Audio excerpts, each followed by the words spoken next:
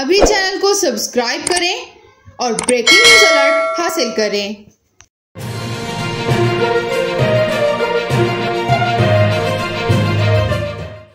پاکستان تحریک انصاف کے چیئرمین اور سابق وزیر اعظم عمران خان نے اپنے خلاف قتل کی سازش ہونے کا دعویٰ کرتے ہوئے کہا ہے کہ ویڈیو ریکارڈ کروا لی جس میں تمام کرداروں کے نام لیے ہیں۔ سیالکوٹ میں جلسے سے خطاب کرتے ہوئے عمران خان نے کہا، میرے خلاف بند کمروں کے اندر ملک سے باہر اور ملک کے اندر ایک سازش ہو رہی ہے۔ وہ یہ ہے کہ وہ چاہتے ہیں کہ عمران خان کی جان لے لی جائے۔ عمران خان کا کہنا تھا کہ اس سازش کا مجھے پہلے سے علم تھا اور چند دن پہلے مجھے پورا علم ہو چکا ہے۔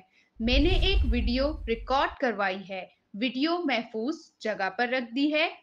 سابق وزیر اعظم کا کہنا تھا، اگر مجھے کچھ ہو گیا تو یہ ویڈیو سامنے لائی جائے گی اور اس ویڈیو میں پچھلی گرمیوں سے میرے خلاف جو سازش ہوئی اور جو اس سازش میں ملوث ہیں، اس میں ایک ایک کا نام لیا ہے۔